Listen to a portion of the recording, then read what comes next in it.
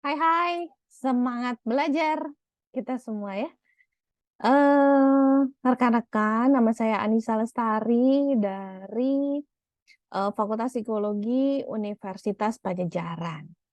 Nah, pada kali ini saya akan share tentang apa itu kompetensi yang dapat kita manfaatkan gitu ya untuk kemudian mengenali dan kemudian mengembangkan SDM yang ada di organisasi. Nah, ini adalah materi dari asinkronus untuk beberapa mata kuliah ya yang saling berkaitan dan kemudian membutuhkan pengenalan dan pemahaman yang lebih dalam mengenai kompetensi. Oke, kita mulai ya. Kompetensi. Kalau dilihat dari sejarahnya, ini sebetulnya kita bisa lihat McClellan yang meninggal di tahun 98 ya, saat pergantian presiden ya berarti waktu itu ya. Nah, McClellan itu pertama kali mengungkapkan kata kompetensi di salah satu bukunya yang terkenal di tahun 73.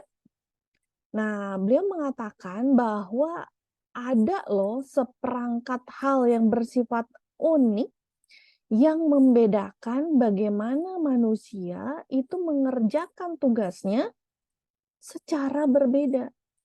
Nah, secara berbedanya berarti ada spesifikasi yang berbeda yang berkaitan dengan bagaimana dia melakukan, jadi ya diproses, menanggapi, dan kemudian hasil akhirnya perilaku-perilaku dan kemudian eh, bagaimana dia memperlakukan pekerjaannya ini akan menjadi hal yang berbeda juga.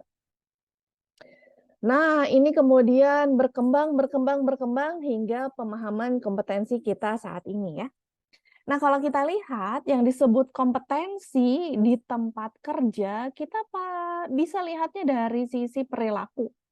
Bagaimana sih dia mengerjakan tugas-tugasnya, bagaimana dia bisa bekerja sama ya dengan orang lain dalam satu tim, bagaimana dia kemudian bisa mengambil keputusan, dan kalau dibandingkan dengan yang lain, kok bisa jadi lebih efektif, bisa jadi lebih produktif, lebih lebih keren gitu ya. Nah, perilaku ini sebetulnya kan adalah suatu fungsi. Jadi nggak bisa berdiri sendiri tiba-tiba ada.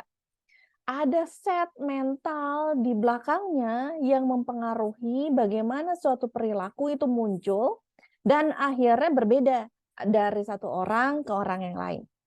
Yang tidak bisa kita lihat itu adalah pengetahuannya, kecuali dia akan menyampaikan, oh saya tahu nih tentang bagaimana caranya membuat laporan keuangan dan lain-lain misalnya gitu ya. Pengetahuannya oke. Keterampilannya, oh saya bisa nih menggunakan aplikasi, menggunakan Excel misalnya ya, untuk membuat laporan keuangan sehingga ada pencatatan yang memudahkan untuk mengetahui kondisi perusahaan. Itu keterampilan.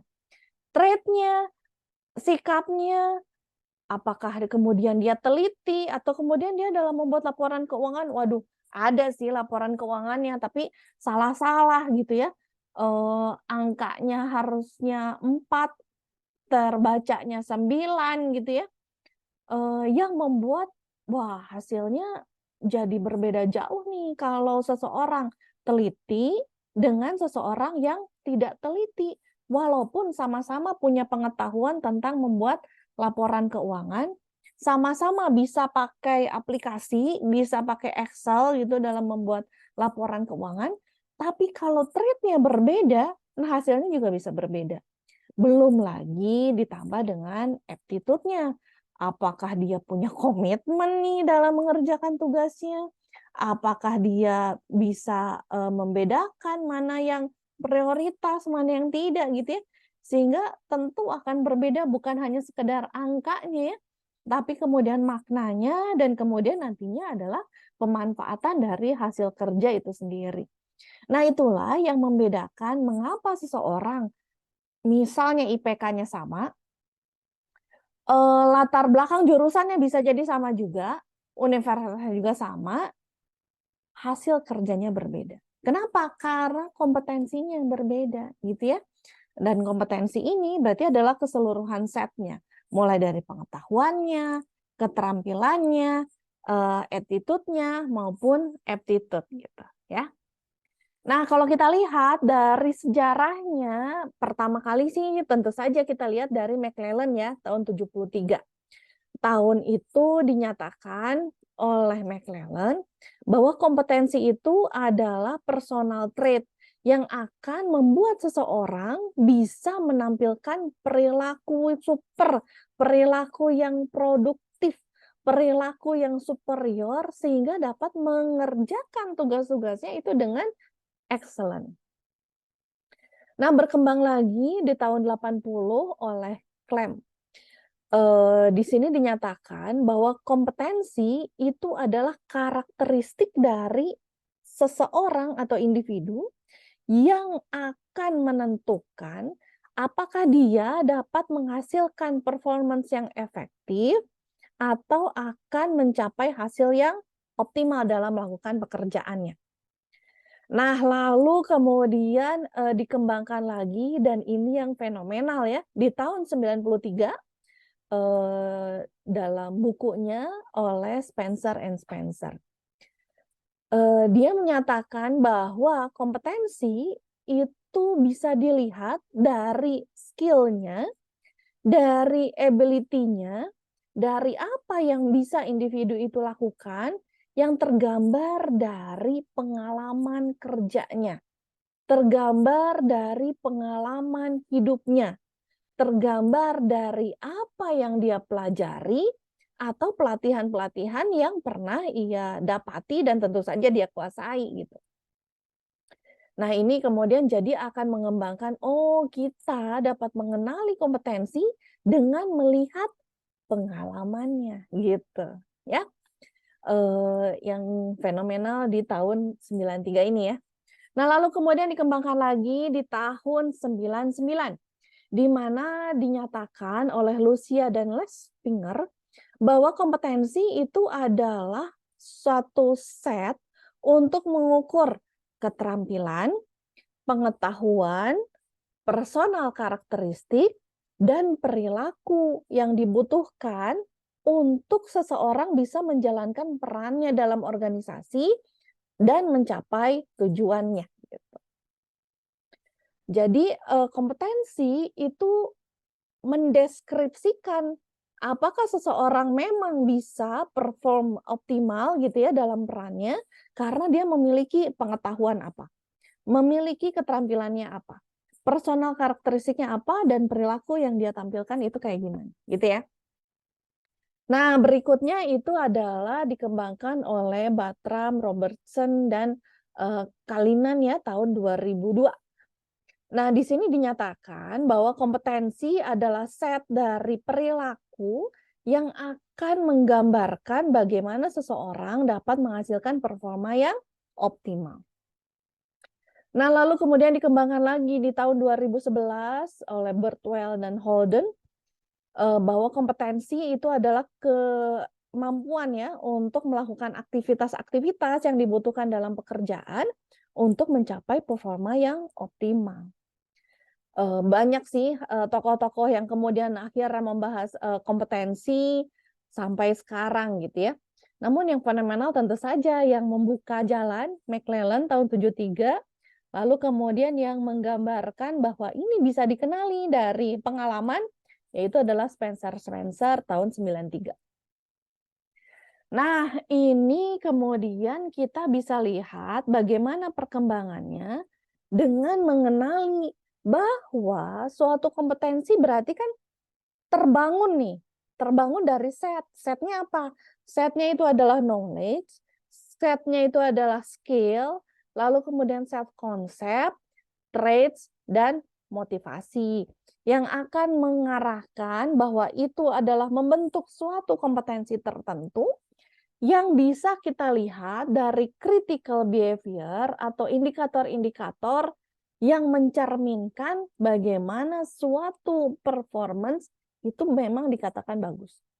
bagaimana suatu perilaku kerja itu adalah excellent dalam role-nya karena memiliki perilaku-perilaku yang memang kita harapkan gitu.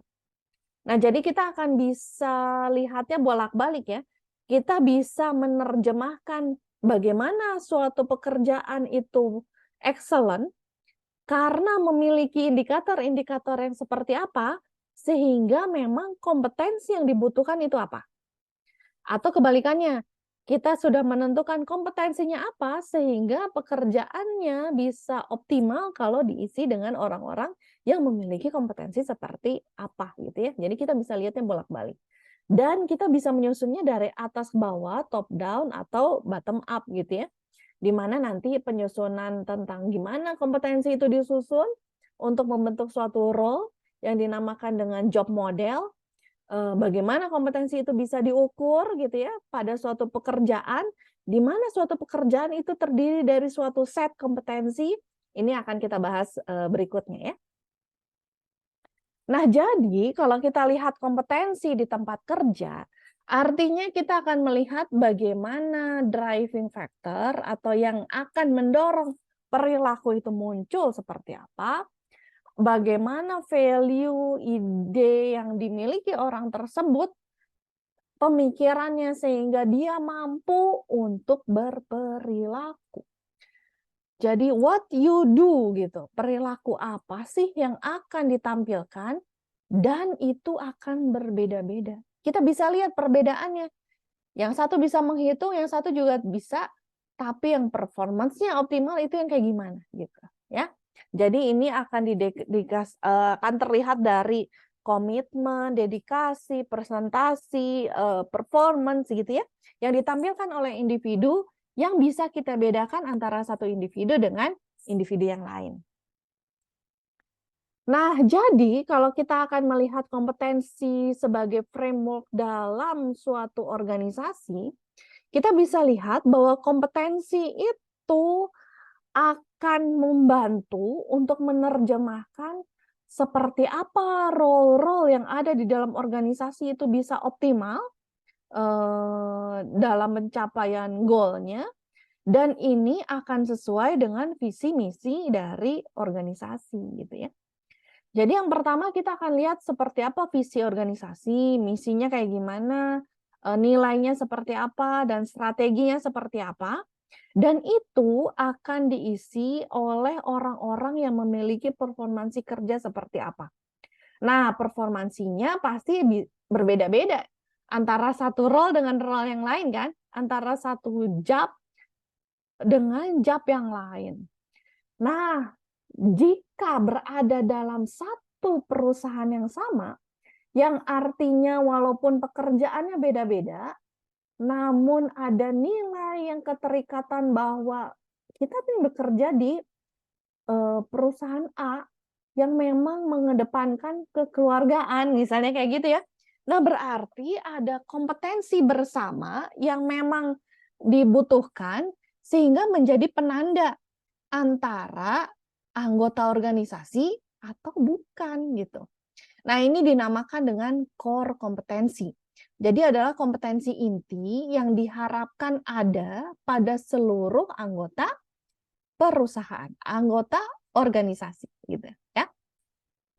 Nah, jabatan-jabatan di dalam organisasi pasti ada kemiripannya, bisa jadi ada kesamaannya, dan ini dinamakan dengan family, di mana oh ini sama-sama di bidang HR nih. Nah, berarti family-nya adalah di bidang HR. Di dalamnya ada misalnya tentang culture, ada tentang mungkin bagian seleksi, ada yang bagian pengembangan organisasi, ada yang bagian remunerasi gitu ya, jadi macam-macam. Tapi family-nya sama, misalnya gitu ya.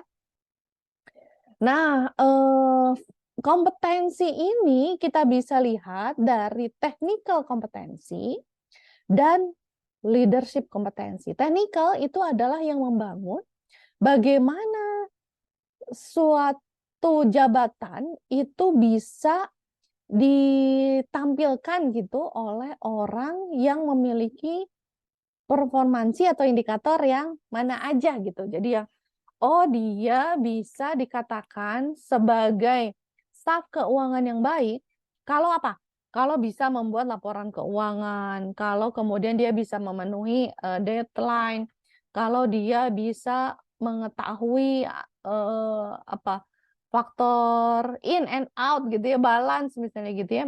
Ini itu adalah faktor-faktor teknis yang membuat ya betul, dia bisa menjalankan tugasnya sebagai keuangan. Jadi technical kompetensi. Nah, apabila kemudian kita lihat dalam struktur, berarti ada staff, ada manajerial, ada yang lebih tinggi lagi gitu ya. Nah, ini berarti akan membutuhkan kompetensi yang berkaitan dengan kemampuan memanage orang tadi. Nah, ini dinamakan dengan leadership kompetensi. Jadi kompetensi teknis ini akan membuat seseorang memunculkan perilaku teknis juga. Leadership kompetensi akan membuat seseorang menghasilkan perilaku-perilaku kepemimpinan juga gitu ya. Nah, ini kita bisa lihat dalam behavioral indikator yang akan merujuk seperti apa perilaku yang ditampilkan seseorang kalau dikatakan dia excellent sebagai pekerjaannya dalam melakukan fungsi tugasnya. Misalnya sebagai staf keuangan gitu ya. Nah, jadi kalau kita lihat beberapa pengertian yang umum, yang pertama itu adalah core kompetensi. Tadi kita sudah sampaikan bahwa kompetensi yang memang harus dimiliki oleh seluruh pegawai yang ada di dalam organisasi karena akan bersama-sama mencapai tujuan yang memang diharapkan dari organisasi gitu ya. Levelnya apa aja? Level entry baru masuk gitu ya, sampai yang paling tinggi harus memiliki kompetensi ini. Dan ini dinamakan dengan core kompetensi. Misalnya, klien fokus, customer fokus ya, atau misalnya teamwork misalnya ya, karena di perusahaan ini memang harus bekerja sama, misalnya kayak gitu. Nah, yang berikutnya itu adalah job family competencies. Nah, ini berarti akan ada kesamaan pekerjaan gitu ya, dengan role-role yang berbeda, dengan peran-peran yang berbeda. Jadi kita akan melihat karir path-nya seperti apa, bagaimana mereka saling berhubungan antara satu jabatan dengan jabatan yang lain, dan itu akan membentuk suatu kesamaan peran gitu ya, untuk kemudian kita akan melihat kompetensinya secara similar gitu.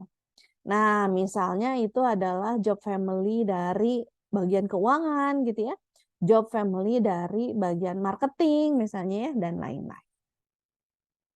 Nah, yang berikutnya ini adalah technical atau functional competencies. Nah, ini adalah kompetensi di dalam pekerjaan yang dibutuhkan agar seseorang dapat menampilkan hasil kerja yang optimal. Jadi akan dilihat dari pelaksanaan pekerjaannya gitu ya, tugasnya tersebut. Misalnya pajak, quality control gitu ya, dan lain-lain ya. Misalnya membuat laporan keuangan tadi ya kalau untuk staf keuangan. Nah, berikutnya itu adalah leadership competencies tentu saja. Ini akan berkaitan dengan bagaimana seseorang dapat memanage divisi, memanage tim, memimpin orang lain di dalam organisasi. Misalnya yang dibutuhkan ya, waduh ini nggak kebaca ya, strategic thinking atau kemudian coaching, counseling gitu ya, yang atau kemudian decision making misalnya yang memang dibutuhkan pada posisi sebagai leader tadi. Nah, teman-teman, sebetulnya banyak ya kriteria atau macam-macam penggolongan yang bisa kita lihat untuk membedakan kompetensi tadi. Kalau tadi adalah yang gambaran umum, kalau dari Katz dan Kahn, ini dibagi 4, teknikal atau fungsional, manajerial. Nah, bedanya ini adalah human dan konseptual. Jadi ada yang bersifat knowledge, attitude, sama skill gitu ya pada individu. Ini dinamakan dengan human kompetensi. Lalu kemudian ada yang dinamakan dengan konseptual kompetensi. Ini adalah kemampuan untuk kita melihat hal-hal yang bersifat abstrak, yang tidak terlihat gitu ya, untuk kemudian kita akan mengetahui hal ini loh yang membuat perilakunya berbeda karena pemikirannya berbeda gitu. Nah, itu dari Kant, ada juga dari yang lain. Yang lain ini adalah Carroll dan McCracken. Ini tahun 88. Misalnya core kompetensi, ini sama ya. Managerial kompetensi, jadi yang untuk leadership tadi, sama fungsional kompetensi. Fungsional itu adalah yang technical tadi ya. Nah ini jadi kita biasanya pakai yang ini karena lebih umum gitu ya, dan kemudian kita bisa lebih memudahkan untuk membuat petanya nanti. Nah, kalau kita lihat dari Spencer and Spencer mengenai bagaimana manajemen sistem dengan berbasis kompetensi, kita akan melihat bagaimana kebijakan dari SDM itu akan melihat seperti apa pengaturan jabatan-jabatan yang ada di dalam organisasi itu ditujukan untuk menghasilkan performance yang optimal.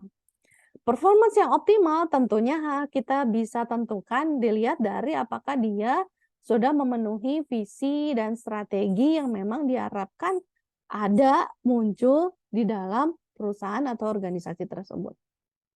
Nah, sehingga kita akan bisa memetakan kompetensi-kompetensi itu di dalam suatu framework dalam pengelolaan SDM, sehingga kita dapat meningkatkan, memetakan, atau bahkan memilih orang yang memang kompetensinya inline atau sesuai dengan yang diharapkan oleh perusahaan. Jadi nanti kita akan bisa terapkan dalam performance appraisal, penilaian kinerja, kita bisa terapkan dalam training and development, bagaimana untuk mengembangkan karyawan, bagaimana kita akan melakukan rekrutmen dan selection gitu ya, sehingga dalam memilih karyawan yang tentunya harus disesuaikan dengan core kita tadi, atau HR planning ya, berarti akan membutuhkan orang segimana, strukturnya seperti apa, yang semuanya kita petakan berbasis kompetensi. Nah, jadi teman-teman tadi saya sudah bahas mengenai kompetensi itu apa, tapi gimana nih caranya mengukurnya? Nah, satu cara untuk mengukur kompetensi menggunakan assessment center. Nah, jadi masuklah kita ke dalam bahasan assessment center ya. Assessment center itu apa? Assessment center itu adalah bagaimana kita bisa mengenali individu dengan kita gunakan rangkaian simulasi, rangkaian tes gitu ya, yang diobservasi oleh asesor yang terlatih. Dan kita akan bandingkan apa sih penilaian kompetensi yang dimiliki oleh kandidat dengan standar kompetensi yang telah dirumuskan sebelumnya. Jadi ada suatu standar bagaimana suatu pekerjaan itu memiliki level kompetensi tertentu, dan kemudian kita akan bandingkan bagaimana sih nilai kandidat, nilai seseorang dengan standar yang sudah ditetapkan. Apakah sesuai gitu ya? Apakah dia melebihi kompetensi standar gitu ya? Atau malah kurang sehingga perlu untuk pengembangan dari sisi kompetensinya. Gitu. Nah, jadi kita bisa lihat bahwa assessment center satu itu bukan tempat, tapi adalah metode untuk kemudian kita akan mengenali kompetensi yang dimiliki oleh individu. Kemudian ada syaratnya, harus punya multiple assessment. Jadi nggak bisa diukur dari satu sisi saja. Akan ada beberapa hal yang terkait multiple assessment. Nah, lalu kemudian tentu saja asesornya harus tahu apa sih standar perilaku yang diharapkan tadi, sehingga akan mengetahui pekerjaan yang dimaksud itu apa, dalam organisasi apa, sehingga memang membutuhkan kompetensi yang seperti apa. Nah, nantinya kita bisa mengetahui gitu ya potret kompetensi seseorang, dan ingat ya, kompetensi itu bukan hal yang menetap. Bisa jadi turun loh, tapi bisa juga naik dengan perilaku, dengan penambahan pelatihan misalnya ya yang dilakukan gitu. Jadi bukan harga mati segitu aja, enggak. Jadi memang bisa berubah ya sesuai dengan waktu, pengalaman, kejadian, ya hal-hal yang terjadilah dalam diri kita gitu. Nah, jadi tentu saja dalam menyelenggarakan assessment center ini, kita harus menyiapkan assessment-nya itu secara seksama, mulai dari persiapan, pelaksanaannya, bagaimana evaluasinya, sampai hasilnya ya dalam bentuk laporan misalnya gitu ya, dengan melalui tahapan-tahapan yang dilakukan. Tentunya ini ada prosesnya, nanti kita akan bahas lebih lanjut tentang prosesnya, tapi intinya adalah ini. Intinya, jadi yang disebut assessment center, yang metode tadi ya, ini berarti harus ada multiple tools, tools yang untuk mengukur si kompetensinya harus macam-macam. Misalnya nggak bisa yang bersifat tertulis aja. Bisa jadi ada diskusi kelompok, mungkin saja ada yang dalam bentuk presentasi, ada yang dalam bentuk wawancara, ada yang bentuknya kasus untuk dipecahkan gitu ya. Jadi multiple, kenapa? Karena satu perilaku pasti bukan hanya satu sisi yang menstimulasi gitu, tapi banyak hal yang berupa kejadian atau prioritas tertentu. Dan kemudian harus bersifat multi-rater atau multi-asesor. Jadi yang mengukur atau yang menilai bukan satu orang, tapi multi, jadi lebih dari satu. Bagaimana teknisnya? Nanti kita akan bahas di dalam praktikum ya. Nah, lalu kemudian tentu saja multiple assessee ya. Namanya assessment center bisa jadi dibutuhkan interaksi karena perilaku yang nanti diharapkan muncul dalam dia melakukan fungsi tugasnya enggak berada pada ruang kaca gitu atau rumah kaca sendiri di bawah batok kelapa, enggak. Berinteraksi dengan bawahannya, interaksi dengan orang lain, berkomunikasi misalnya gitu. Sehingga bisa jadi dibutuhkan orang-orang lain untuk kemudian mengetahui bagaimana interaksinya, bagaimana dia bisa berhubungan gitu ya, dan bagaimana dia bisa memunculkan kompetensi yang memang ingin kita gali gitu. Nah, lalu kemudian evaluasinya terintegrasi karena tadi ya multi tadi ada multi tools-nya, multi rater-nya, multiple assessee-nya sehingga harus terintegrasi. Bisa jadi nanti ada dalam bentuk panel diskusi ya untuk kemudian kita akan bahas secara jelas. Jadi nanti ada administratornya, lalu kemudian ada pengenalan nilai yang nanti disebut dengan rating misalnya gitu ya, untuk kemudian mengetahui seperti apa sih kompetensi yang dimiliki oleh karyawan, dimiliki oleh anggota organisasi tersebut dengan menggunakan metode assessment center. Jadi tadi ya, kompetensi itu nanti kemudian ada judul-judul namanya, tapi sebetulnya isinya itu adalah satu set keseluruhan.